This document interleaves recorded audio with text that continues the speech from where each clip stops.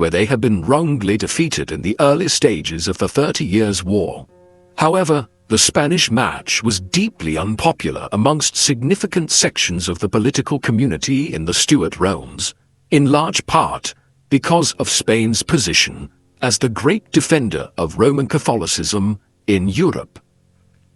Throughout the late 1610s and early 1620s, these negotiations for the proposed union of Charles and Infanta Mariana were primarily carried out between diplomats in London and Madrid and the ambassadors of the two nations.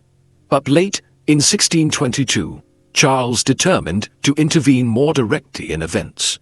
He and Buckingham would set off incognito to visit Spain and finalize the match, believing that most matters were decided upon, and an appearance in person in Madrid would bring about a conclusion to the alliance. Therefore, they set off for Spain, arriving in Madrid early in March 1623. There they received a somewhat cold welcome, the Spanish being in no mood to finalize a diplomatic wedding arrangement, particularly so as the war in Central Europe was going well for the wider Habsburg interest, which ruled both Spain and the Austrian dominions. In such circumstances, an English alliance was less desirable. Consequently, while Charles and Buckingham were not rebuffed entirely in Spain, their visit there did not result in the finalizing of a marriage alliance, and there was no possibility that they would be allowed to return to England with the Infanta Mariana, an ambition which they had briefly held. While the mission to Spain in 1623 might have been unsuccessful from a diplomatic perspective, it was extremely influential in shaping Charles's personality and his approach as a ruler in years to come. In Madrid, the pair came into contact with one of the most lavish courts in the world, steeped in a century of wealth from Spain's overseas empire. Moreover, it possessed all the trappings of an autocratic monarchy, where successive rulers like King Charles V and King Philip II had exercised a form of royal majesty of a kind rarely seen in England. Charles was impressed by this absolutism and the manner in which King Philip IV, who had recently become ruler of Spain, presided over a government which had little time for consulting with the wider political nation. The Spanish court was also a major center of European artistic patronage and surrounded at the court by what was then the greatest collection of Renaissance paintings in Europe. Charles was inspired to become a major art patron himself, which he became in England in the 1630s. Thus, while the Spanish match was not brought to success by the mission of 1623, a visit to the Habsburg court in Madrid was formative for Charles, whose artistic sensibilities and desire for a more autocratic type of rule were fostered by it. Charles and Buckingham returned to England in the autumn of 1623, now determined to change direction and pursue war against Spain following their snubbing in Madrid. But before any such war could be initiated, it would need to have the consent of Parliament in England, as well as its financial backing. Luckily, much of the political nation was keenly in support of war with the Spanish, though the powerful Lord Treasurer Lionel Cranfield, Earl of Middlesex, was an impediment. Accordingly, Charles and Buckingham spent much of 1624 trying to initiate impeachment proceedings against Middlesex. All of this was occurring while the king's health was deteriorating. James had suffered from a range of maladies including arthritis, kidney stones and gout in his later years, and was often ill for protracted periods of time. By early 1625, it was clear that he did not have long left to live, and when he died on the 27th of March, it was something of a relief to a man who was suffering considerably in an age prior to effective medical treatments for many of the issues which plagued him. Charles subsequently ascended as King Charles I of England, Scotland and Ireland in the spring of 1625. He was just 24 years of age and determined to rule the Stuart kingdoms in a different manner to how his father had. The first issue at hand for Charles was war with Spain. Parliament had voted through several financial subsidies in 1624, which provided the necessary financial backing for a conflict. And Even in the final months of James's reign, it was clear that war was inevitable. However, it was Charles who formally initiated the Second Anglo-Spanish War. It would be a mixed affair, one which Charles only prosecuted in a limited fashion after an enormously costly naval expedition to the Spanish city of Cadiz in the autumn of 1625, ended in complete failure. Buckingham had overseen the endeavour, and Charles was reluctant to investigate what had gone wrong for fear it would embarrass the Duke, who continued to hold a position of preeminence at the Stuart court following James's death and Charles's accession.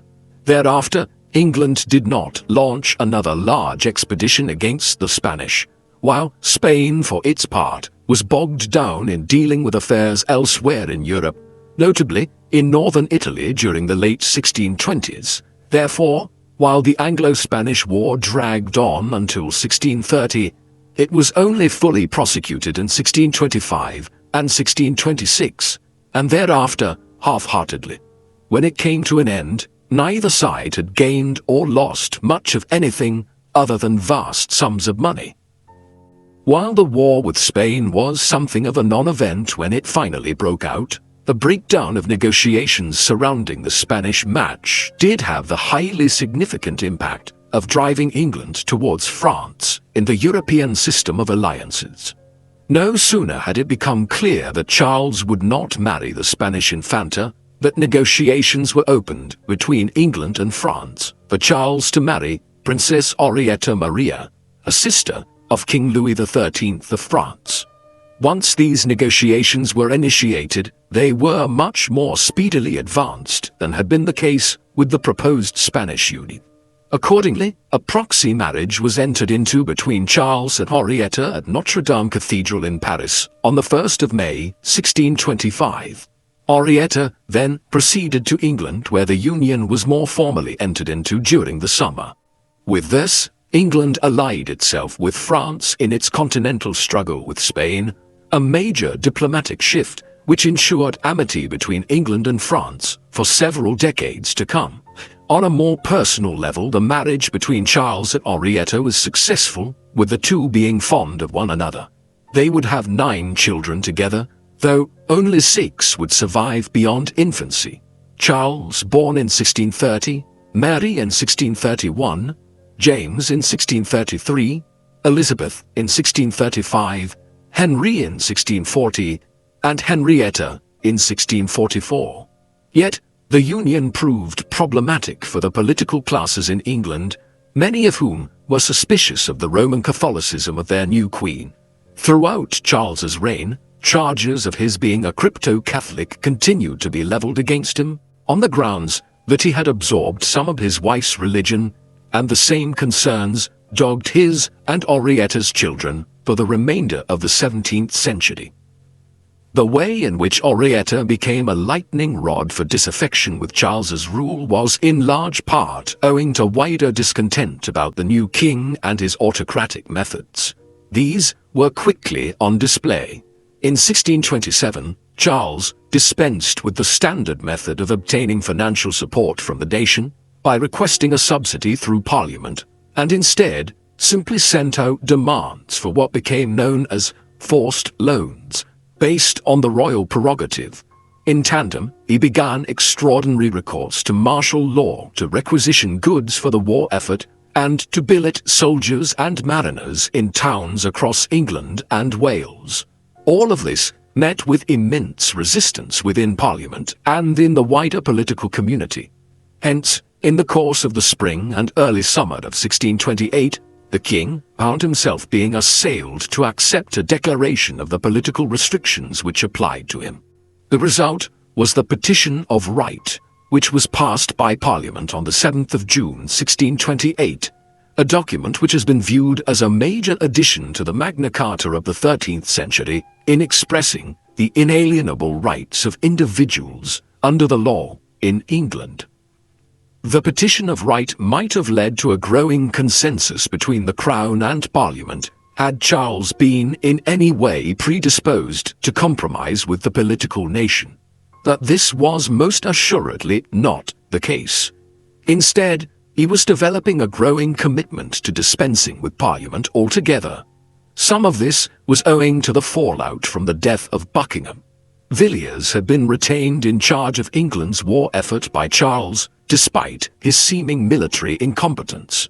This had created immense resentment in some circles, and so it was that on the 23rd of August 1628, Buckingham was stabbed to death by an English military veteran, John Felton, at the Greyhound Inn in Portsmouth, while he was in southern England, preparing a new military foray against Spain. Such was the extent of Buckingham's unpopularity by the autumn of 1628 that Felton's actions were widely celebrated across England. But Charles was furious. This, combined with his clash with Parliament over the Petition of Right and other matters, convinced him that he should now try to recreate the sort of absolutist monarchy that he had seen on display in Spain back in 1623. Accordingly, early in 1629, he dissolved Parliament. It would not be reconvened for 11 years, a period in which Charles would govern through a small coterie of officials who were personally loyal to him, and which has come to be known as the personal rule by historians of the period. The personal rule was characterized by the king's reliance on a clique of civil and religious officials into whose hands Charles placed immense authority. In the religious sphere, none was as powerful as William Laud, a former religious advisor to Buckingham, who Charles had made Bishop of Bath and Wells in 1626. 2 years later, he was promoted to the bishopric of London, and finally, in 1633, he was appointed as Archbishop of Canterbury, the greatest religious office in England. With Laud as his instrument, Charles initiated a campaign to establish a uniformly conservative version of Protestantism in England, one which is often termed Arminianism, after the Dutch theologian Jacobus Arminius. Through this, Charles sought to create a unified church, one which curbed the growth of evangelical Protestantism and the Puritans, a scion of English Protestantism who favored a form of worship along the lines pioneered by John Calvin in Geneva in the 1540s. These efforts to centralize church authority were run through Laud, a firm believer in Episcopalianism, the idea of ruling a church firmly through bishops and officials. Daudianism, Arminianism, and other efforts by Charles to impose strict control over the Church of England would be a central issue which led to the conflicts of his later reign. In the secular sphere, Charles came to rely in the years following Buckingham's assassination on Thomas Wentworth, a member of Parliament who had established himself as a great supporter of the king's in the late 1620s, appointed as President of the Council of the North, and then made a member of the Privy Council in 1629. He would be most keenly associated with Ireland, though, where Charles appointed him as his viceroy in 1632. Wentworth, who was eventually created Earl of Strafford, governed the kingdom as Charles's representative for the remainder of the 1630s and into the early 1640s. Throughout this period, he established himself as the most keen advocate of royal absolutism in Charles's dominions, using the policies of thorough, a term used to denote the creation of a powerful central government by the raising of extensive taxes and revenues. In this way, the king and his officers would not be forced to seek the consensus of Parliament and the political nation for his policies, and could govern in an absolutist manner. We might ask at this juncture, who the monarch that was seeking to rule in such an absolutist manner in the 1630s was. Charles was an individual whose personality was shaped in his early years by having been the spare heir, to use a modern term, one who was supposed to play second fiddle to his older brother and ended up becoming king instead.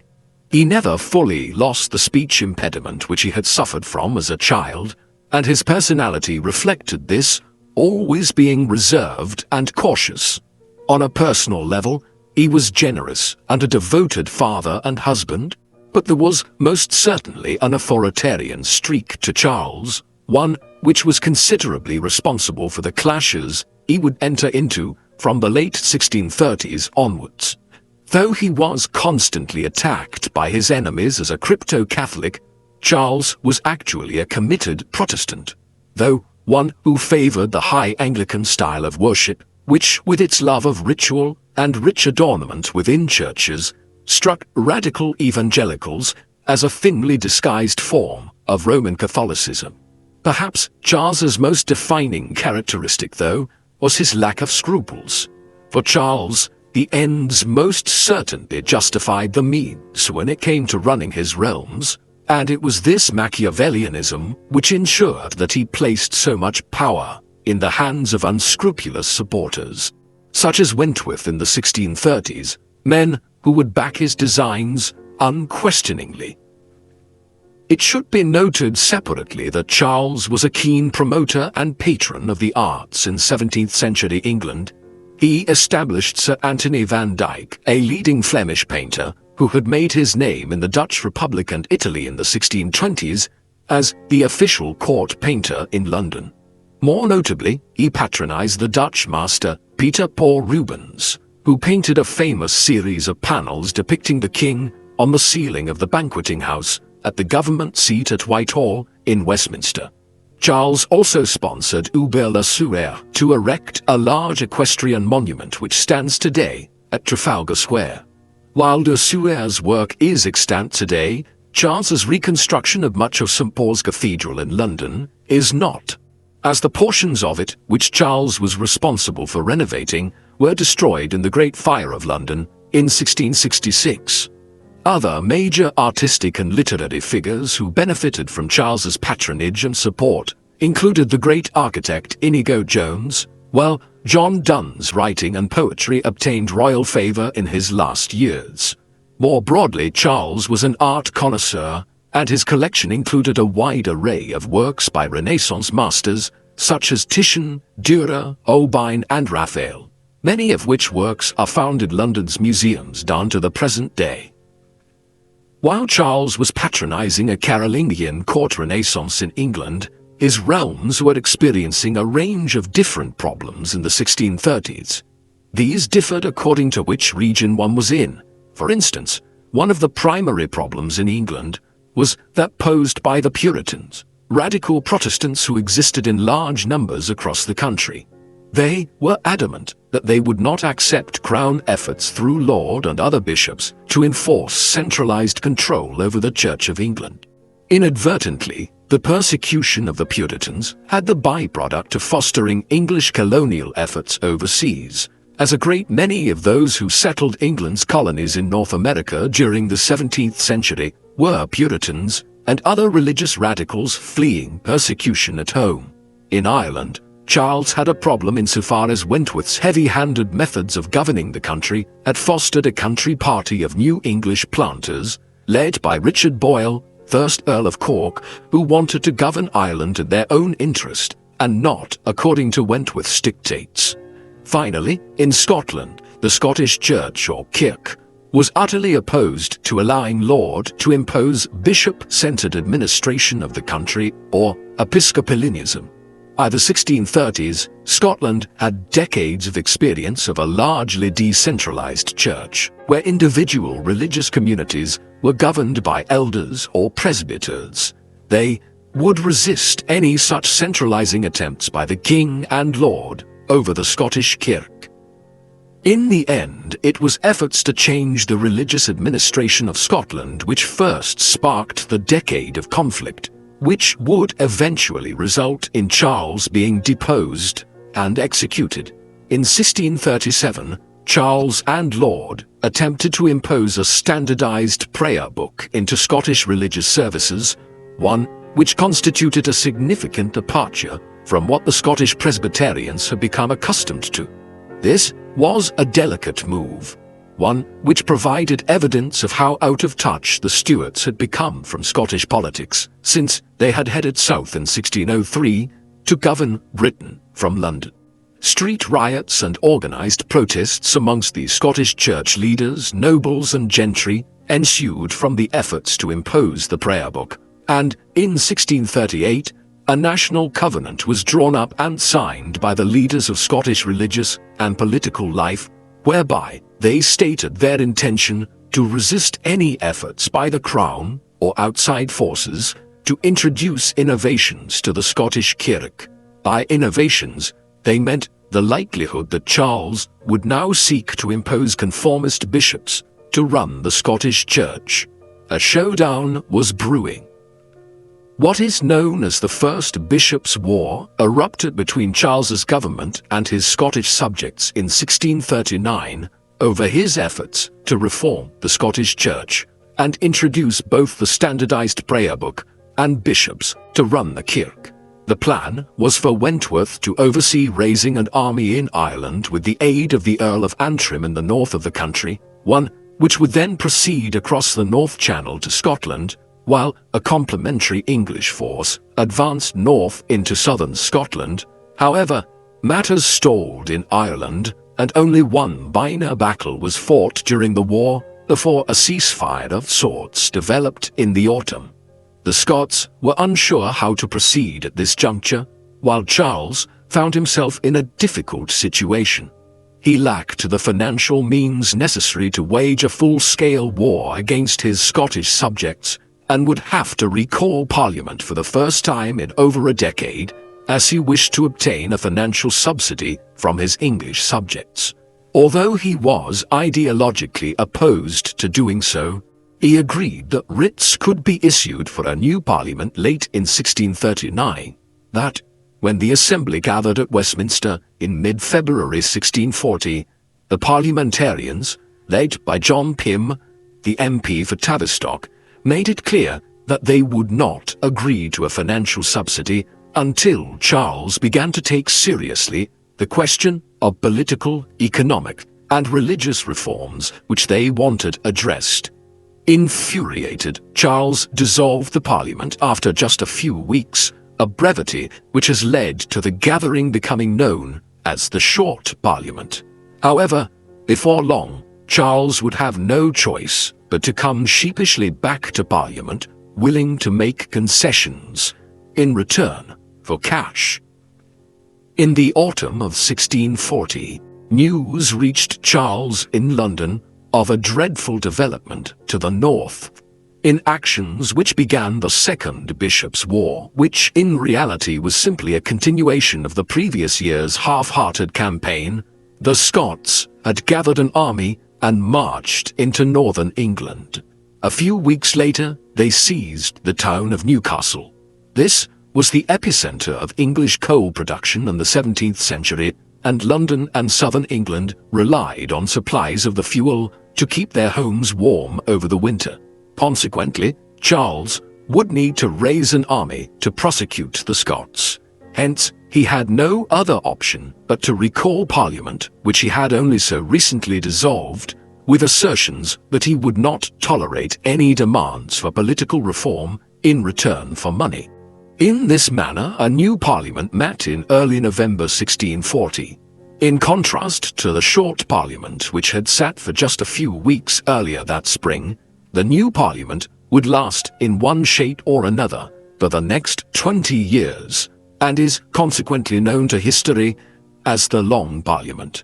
Much like when King Louis XVI of France convened the Estates General in France in 1789, matters soon slipped out of Charles's control, and within days of the Parliament convening in November 1640, it was clear that the parliamentary opposition had a wide range of grievances which they wanted redressed in return for providing financial support to the king against the Scots.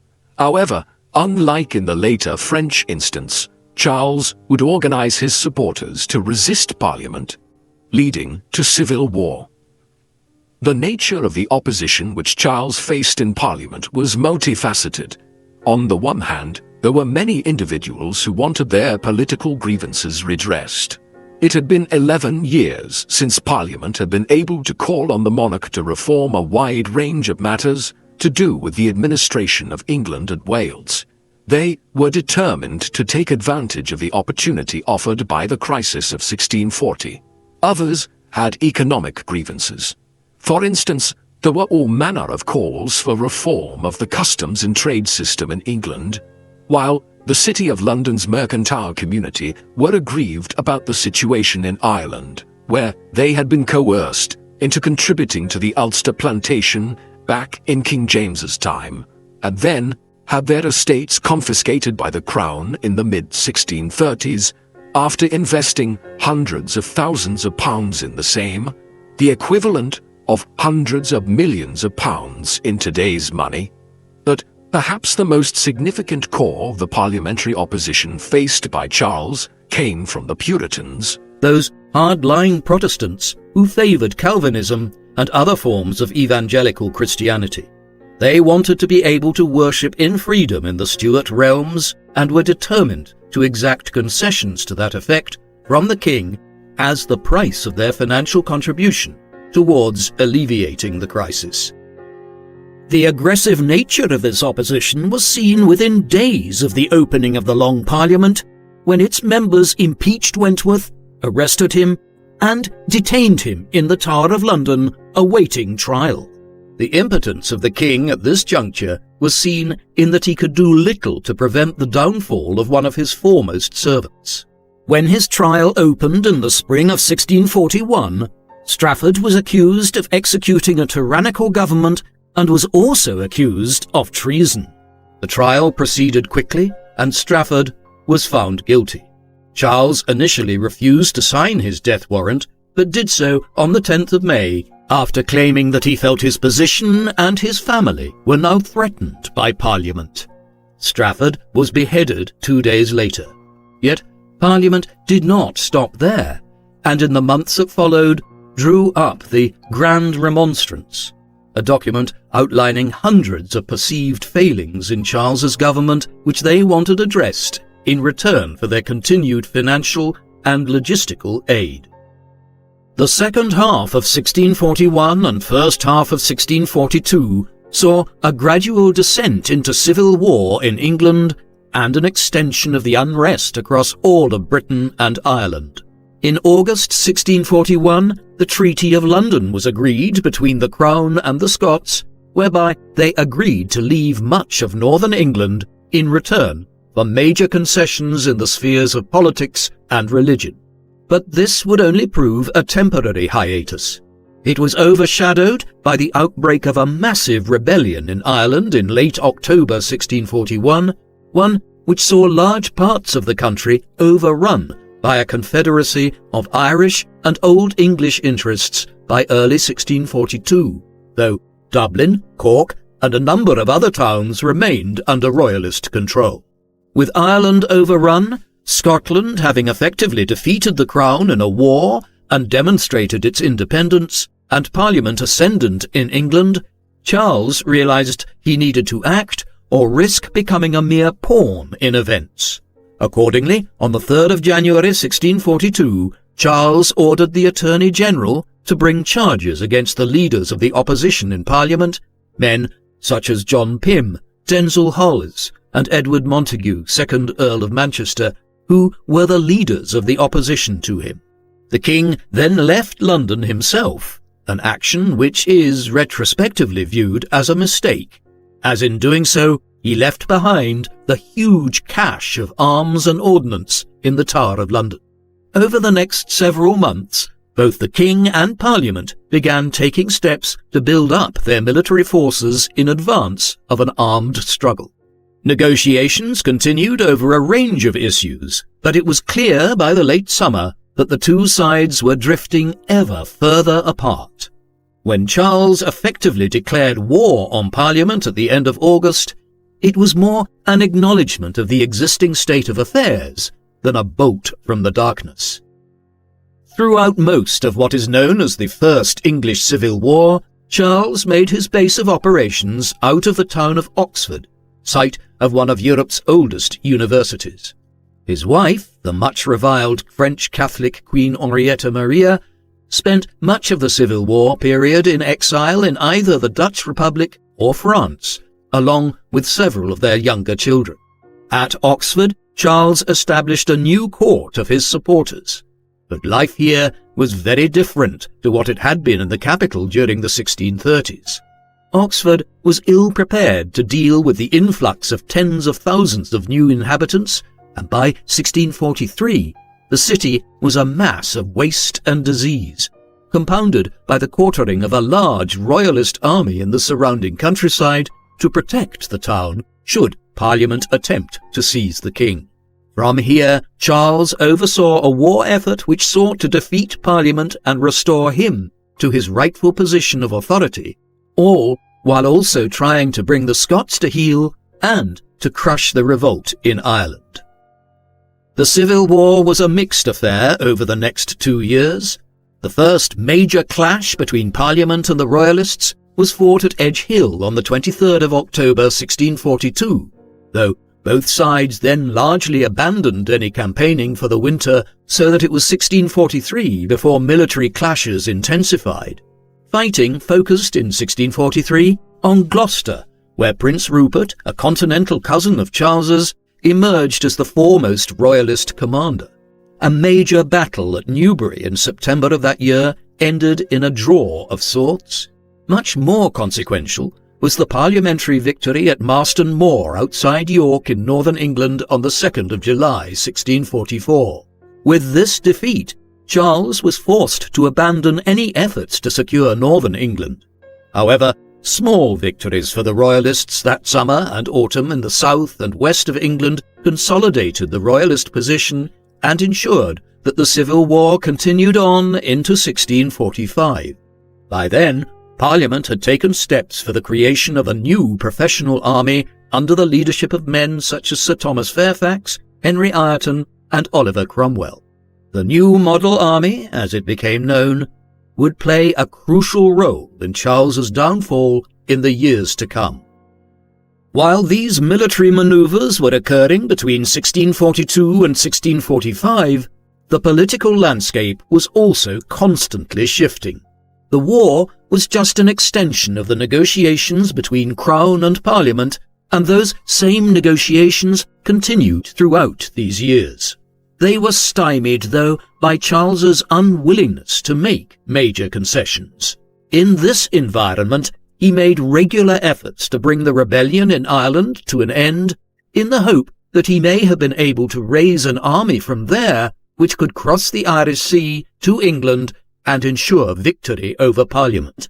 Equally, he courted the Scots, though Parliament did so too, and in 1643 agreed an alliance with them termed the Solemn League and Covenant, whereby they agreed to act in conjunction with each other to preserve Presbyterianism in Scotland, to bring about a Puritan-dominated church in England, and to wipe out all vestiges of popery and Roman Catholicism across the three kingdoms.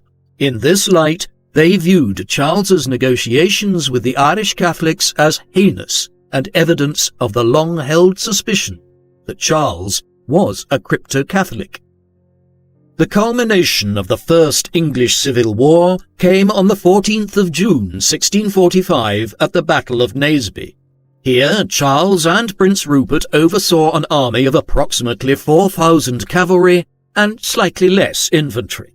They clashed with a parliamentarian army commanded by Fairfax, Cromwell and Ireton near Leicester in the English Midlands. The parliamentarians considerably outnumbered Charles's forces, and with the recent army reforms initiated by Parliament, were better armed and supplied than were the Royalists. The context was a renewed Royalist effort to occupy parts of the north of England, while Parliament had instructed Fairfax to begin making plans to lay siege to Oxford. The battle was initiated under foggy conditions and turned into a debacle for the Royalists.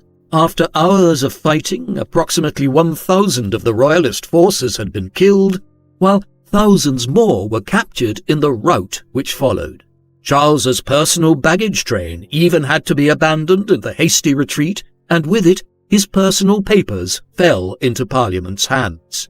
These were used extensively for propaganda purposes in the weeks that followed to demonstrate to English political society that the king had been in negotiations with the hated Irish rebels.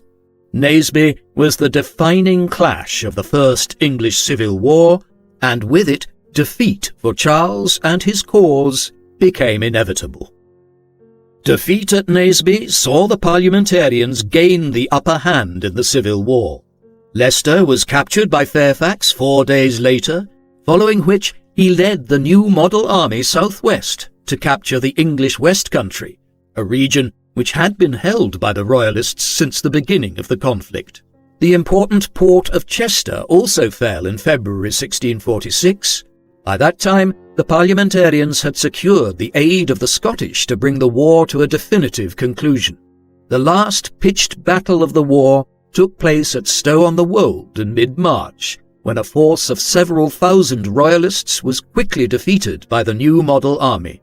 Realizing his cause was lost, Charles made provision at Oxford to head for the continent to seek foreign aid from France or some other power to revive the Royalist effort, though his exact motives remain unclear, and it may have been that he intended to try to acquire aid from the Scots by heading north and offering enormous concessions to Edinburgh if the Scots would join him against Parliament.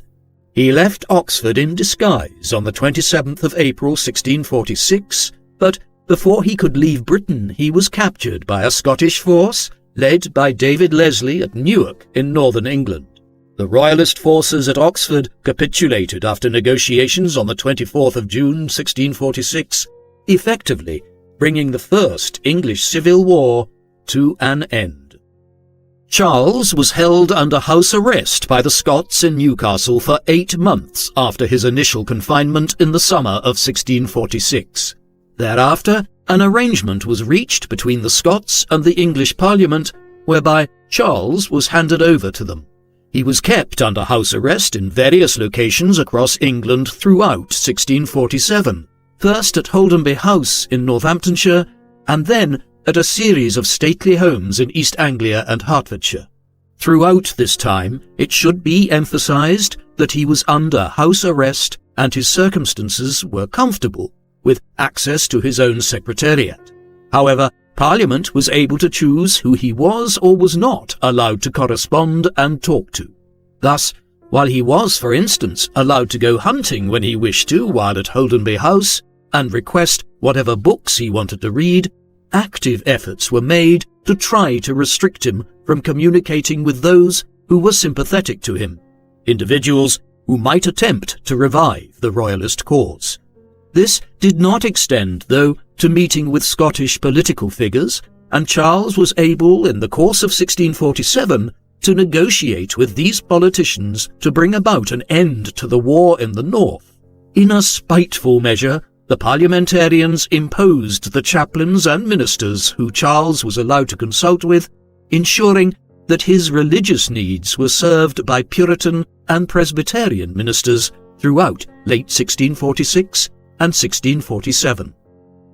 Negotiations were underway between the king and Parliament throughout this period to try to resolve the many outstanding issues between them.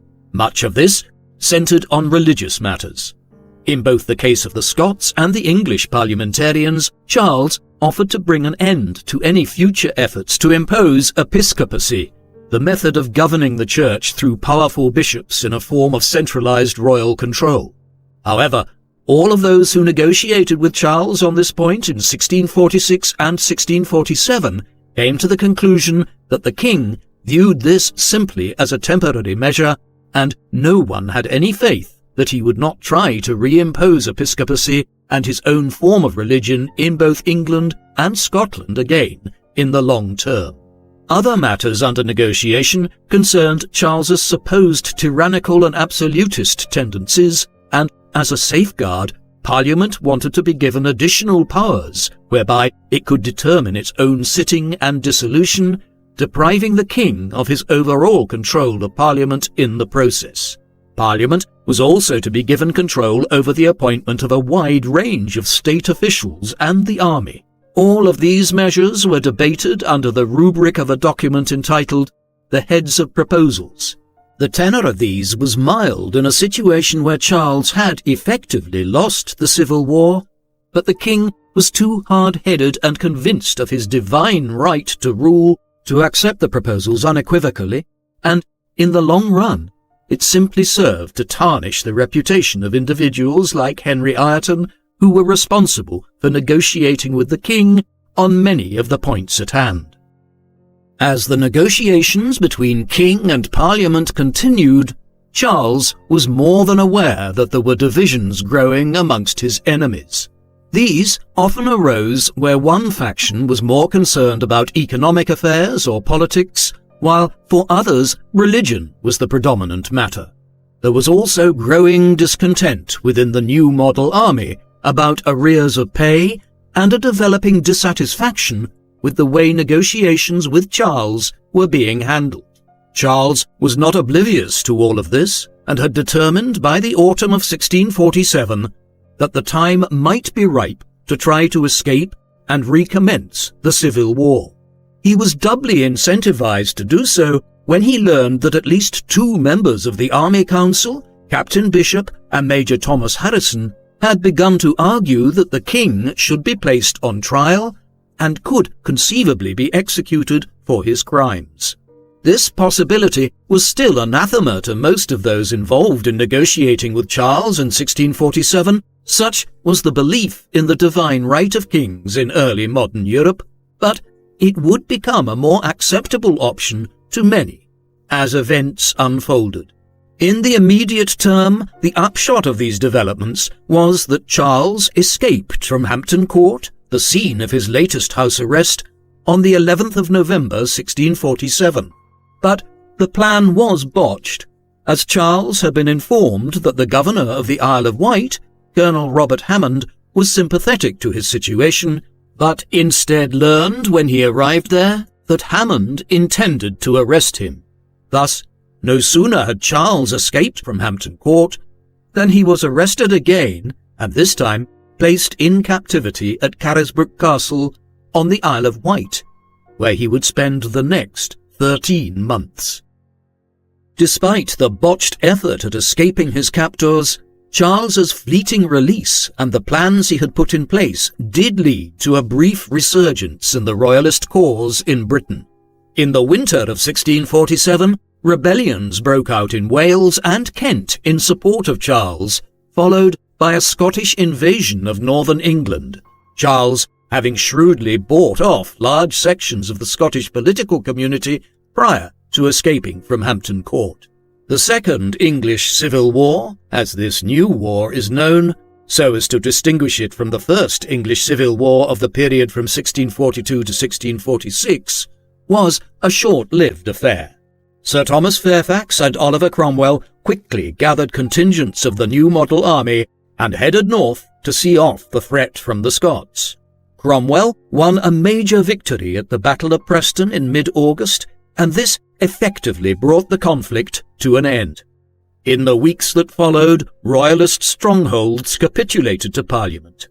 In the end, all this Second English Civil War achieved was reducing the divisions which had been developing between the parliamentarians and within the army, and refocusing attentions on the threat which the king posed. The end of the Second Civil War was a watershed moment in Parliament's attitudes towards Charles. The terms of his confinement at Carisbrooke Castle were more severe in 1648 than they had been throughout 1647, but he was still allowed to receive dignitaries and communicate with his followers, and it was clear that the king had every intention of launching a new war if he could. Faced with this impossible set of circumstances, a growing number of individuals within Parliament and the Army High Command began to believe that Charles did indeed need to be placed on trial and removed from affairs. On the Isle of Wight, Charles was aware of exactly how precarious his situation was and engaged in an extensive correspondence with his allies, authoring as many as 1,000 letters during this time. He would also appear to have entered into a relationship with Jane Horwood, the daughter of an official who operated the royal stables at Carisbrooke. Whether it was a friendship or something more has never been fully ascertained, though the king never mentioned Mrs. Horwood in his letters to his wife on the continent. By the early winter of 1648, it was clear that Charles's last hope lay in a compromise with Parliament. A document entitled The Remonstrance of the Army was published in London that November, one which indicated that the military high command were now set on bringing the king to trial for what they knowingly referred to as, quote, exemplary justice in capital punishment. Alternatively, Charles hoped that a solution might be found whereby Parliament would either accept wide-ranging concessions for him or that he would abdicate in favour of his eldest son and namesake, who had turned 18 earlier that year and who was in residence at The Hague in the Dutch Republic. These hopes were dashed, though, on the 6th of December 1648, when a commander of the new model army, Colonel Thomas Pride, led a detachment to Westminster and purged the Long Parliament of those members who still sought a compromise with Charles. The remaining parliamentarians, referred to as the Rump Parliament, now determined to place Charles on trial. The case commenced at Westminster Hall on the 20th of January 1649, whereat Charles stood charged with tyranny and treason. In a week of proceedings, Charles refused repeatedly to acknowledge the legitimacy of the court, claiming that as God's representative sent to rule England in his stead, he could not legitimately be placed on trial. It was Charles's finest hour in many respects, with his defence consisting of mocking the judges, demanding to know by what right they were placing him on trial, and questioning why they had had to purge Parliament in order to gain a consensus for trying him. When he was found guilty on the 27th of January and condemned to death, it was a theoretical victory for Charles's enemies, but they would have preferred a more comprehensive propaganda victory over the king, whereas, in actuality, it had the appearance of a show trial, one which elicited significant public sympathy for Charles in the end. 59 men signed Charles's death warrant, the 59 regicides, as they would become known to history. Charles's execution was to be speedily carried out. He spent the last days of January writing letters to his family, supporters, and loved ones. To his younger sons, James and Henry, he wrote imploring them not to be used as pawns in any future civil conflict and to support their older brother Charles as the new head of the royal family and a king in exile. He also composed his last will and testament, a 5,000-word statement that touched on his defence of true religion and divine justice in Britain and Ireland. Then, on the morning of the 30th of January 1649, Charles was led out to be executed in front of the banqueting hall at Westminster. He famously wore 2 shirts that winter morning, the king having determined that he didn't want to shiver from the cold and give anyone the impression that he was doing so out of fear. With his last words, he spoke about how a subject and a sovereign were 2 different things, and that he could not justly be executed on the orders of any court. Referring to himself as a martyr of the people, he claimed that everything he had done had been to preserve liberty in England. Then he forgave his executioner, the man who moments later severed the king's head from his body. With Charles's death in January 1649, Parliament was seemingly victorious, but it still faced considerable pockets of royalist resistance in England and Wales, while Scotland soon declared in favour of the executed king's eldest son and heir as King Charles II. This would result in what is sometimes called the Third English Civil War, while a major conflict was still underway in Ireland, where parliamentary forces would remain fighting until 1653. But eventually, the Parliament emerged victorious, and a Commonwealth or Republic was established, dominated by Puritan war veterans such as Oliver Cromwell. In Cromwell's case, He was made Lord Protector of the nation in the mid-1650s and was even offered the crown himself, though he refused it. But the political experiment was a short-lived one, and when Cromwell died in the autumn of 1658, many began to pine for a return of the old Stuart monarchy. As they did, negotiations were initiated with the government in exile in the Dutch Republic of Charles II, and in 1660 he returned to England and was restored to the thrones of England, Scotland and Ireland.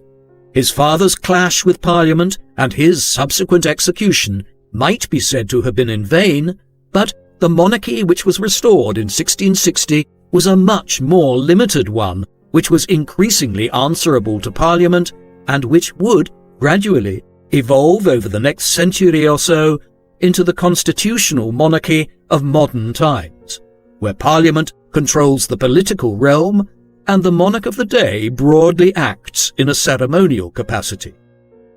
Upon his son's restoration of the Stuart monarchy in 1660, Parliament determined to declare Charles to be a martyr in the list of Anglican saints, despite promises that he would not seek vengeance on those who had killed his father.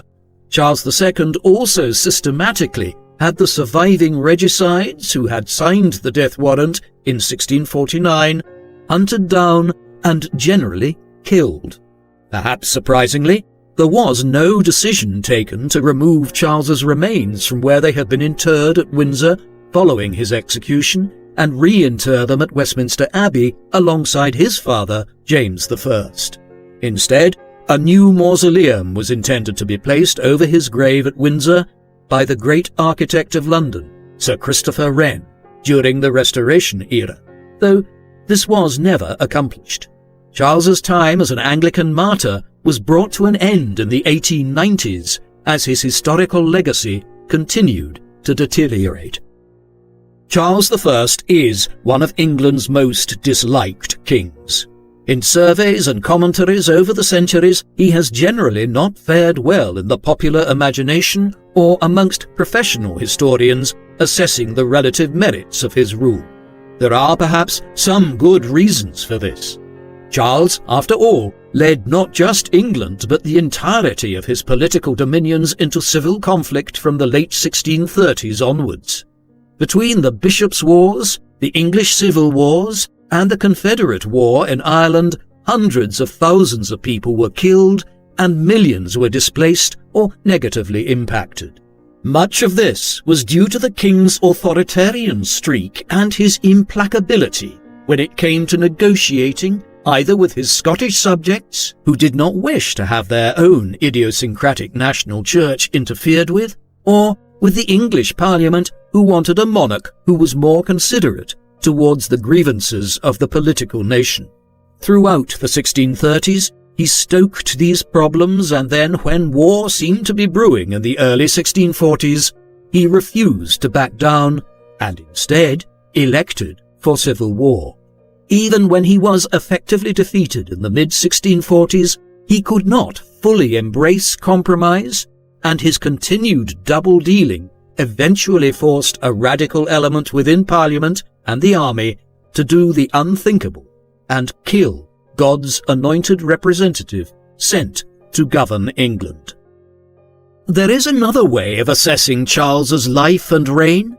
He was a monarch who was trying to rule during a very difficult period in European history.